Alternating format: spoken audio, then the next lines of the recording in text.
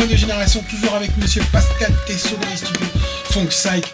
Et moi, ça fait 9 ans que j'ai l'idée de Paris 8, parce que j'ai rencontré donc Christina Lopez au Café Culturel de Saint-Denis, qui a lancé le slam pendant près de 10 ans à Saint-Denis tous les mois, qui me disait il s'est passé un truc de ouf à Paris 8.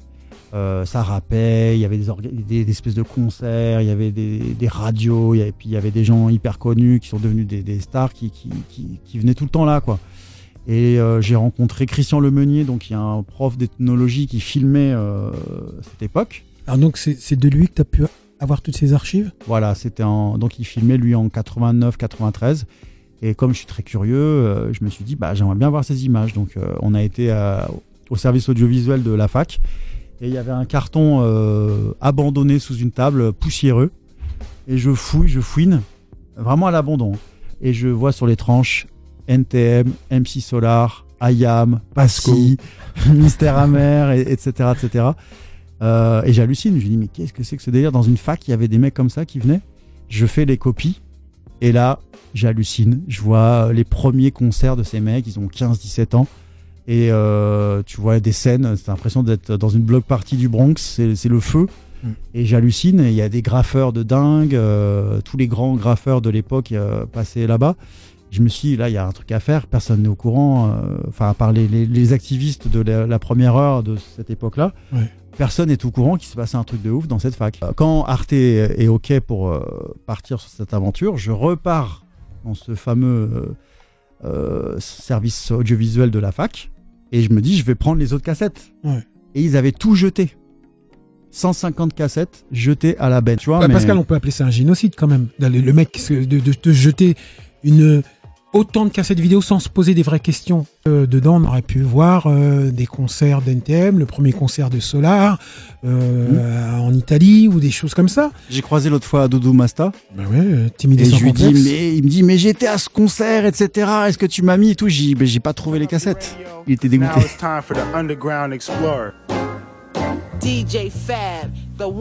Et on était justement en train de parler de ta série sur Saint-Denis, la fac.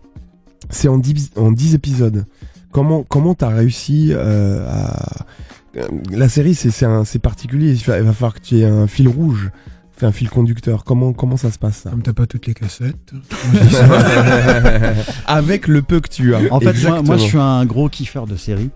HBO, tout ça, j'adore. Yes. Et ça t'a aidé, Arte, c'est leur cam, hein, ils font ça tout le temps, donc ils sont habitués à ce qu'on appelle construire une arche narrative qui te permet d'être tout le temps en kiff, en suspense, et tout ça. Donc on a vraiment joué sur les pivots dramatiques, donc il y a plein de clashs dans cette fac, il y a eu des embrouilles entre profs.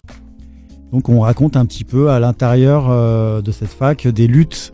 C'est un peu Game of Thrones où c'est bête parce que c'est le même truc, quoi, mine de rien. Les gars veulent le pouvoir et vont se faire un peu la guéguerre à l'intérieur de la fac. Et du coup, voilà, on a une image positive du mec. Après, l'épisode d'après, boum, on lui met un gros dossier dans la tronche. Donc le mec, il a une autre image. Et puis du coup, c'est au spectateur de se faire soi-même, au fil des épisodes, son propre analyse, son propre jugement sur ce... Mais ce qui est intéressant avec les séries, c'est que tu as plein de personnages, que ce soit du documentaire ou de la fiction.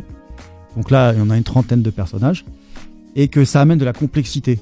Vu ce qui s'est passé dans cette fac pendant 3-4 ans, avec quand même du lourd, qui était dedans, avec les meilleurs graffeurs, les meilleurs rappeurs de la région. Mais cette culture hip-hop... Qu'on ait effacé, qu'on ait complètement oublié cette époque-là, à tel point qu'un mec qui est en CDI jette comme ça parce qu'on lui a pas dit que c'était important, c'est aussi la responsabilité de tout un réseau, l'UFR, l'établissement, spectacle, ethnologie ou cinéma, je ne sais quoi, qui a complètement voulu effacer à un moment décisif de cette fac. Je pense que la responsabilité elle est collective aussi. Au-delà, Pascal, de cette fac, c'est quand même de la culture hip-hop. Moi, je parle de la culture hip-hop française, quoi, toi.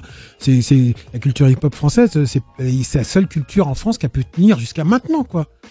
Même si on dénigre les banlieues, même si on dénigre les DJ, les rappeurs, les danseurs, les beatboxers, on les met dedans. Et puis même le style, tu tues vraiment Enfin, j'en fais partie, donc pour le coup. Surtout que tu tues la mémoire aussi. Ouais. C'est ça qui est grave par rapport aux États-Unis. Tu vois ce qui se passe avec Netflix, les séries qu'ils font de dingue, Hip Hop Evolution, mais jusqu'à maintenant, ils rééditent, ils réétalonnent, comme tu dis, Wall Style. Tu vois, je comprends pas. Il y a des documentaires sur Nas, sur Tribe Called Quest, sur énormément de groupes, et c'est diffusé tout le temps. Ouais. En France. Et la question se pose aussi, pourquoi aujourd'hui alors? Pourquoi la diffusion de ça et alors, question de mémoire, tu l'as dit, et comme tu as pu tomber sur ça, c'est quand même une sacrée mémoire et un sacré témoin, mais pourquoi j'ai eu forcément ça 2-3 fois en le regardant en me disant mais pourquoi pas avant? Bah oui, je suis d'accord avec toi. Peut-être pas avec toi. Peut-être qu'il les avait pas eu avant. Non mais c'est ça, c'est moi, pas forcément de son fait que je voulais faire ça, mais moi j'étais pas assez dans la place, tu vois. Moi je faisais des trucs en indé et tout ça. Il a fallu que je fasse mes preuves, que j'arrive à faire des films qui ont eu un petit impact pour me faire respecter par les chaînes de télé et tout ça. Toi, en continuant ce que tu fais, en essayant encore de forcer à faire des films indépendants, en tout cas qui montrent encore la culture hip-hop, c'est comment on peut changer ça? Parce qu'il y a un moment ou un autre, faut que les gens se rendent compte. Faut que les gens se rendent compte aussi que tu es parti quand même aux États-Unis, que tu as eu des prix quelque part. C'est pas non plus des aveugles, ni des sourds et muets qui t'ont donné des prix. C'est pas on lui a accroché un truc, c'est que il y a quelque chose. Combien comment on peut, je sais pas si tu as la solution ou la réponse à ma question, mais qu'est-ce qui peut faire changer ça ici, quoi? Moi, je pense qu'il faut des succès, en fait. Et c'est des moteurs, ça ouvre des portes. Intouchable, c'est un succès? Non, mais tu vois, par exemple, le film de Lajli, Les Misérables, je l'ai pas vu, hein, mais ça... Enfin, moi, par exemple, quand j'ai fait mon film, je l'ai montré beaucoup en banlieue. Il y a plein de jeunes, ça les a fait rêver. Se dire, ah ouais, nous aussi, on pourrait faire ça. Et si ça peut donner de la force à des petits en disant pourquoi on ferait pas ça nous aussi, puisqu'ils ont réussi, pourquoi nous on ferait pas, tu vois. C'est un peu comme le rap, quand il a explosé, tout le monde voulait faire du rap. Maintenant avec des films, peut-être que ça va donner envie à des plus jeunes qui se disent regarde, le gars il a pas fait d'école de cinéma, il avait pas de thunes, il a été à l'arrache avec tu vois, on y va quoi, et on a réussi notre truc, tu vois. Donc je pense que c'est une dynamique en fait, c'est un mouvement, et je suis pas seul à faire des films urbains. Non, en bien France. sûr. En tout cas, t'es le premier à venir dans notre émission. Donc moi, après les autres, je les connais pas. S'ils veulent venir, porte ouverte. Mais en tout cas, t'es le premier. Merci Pascal. Au plaisir. À très bientôt. Nous on continue toujours sur la même lancée. Musique. C'est ça. Ok. Et c'est parti. 88.2 Génération Underground Explorer. Merci à Pascal Tessot, Funk Psych et DJ Fab.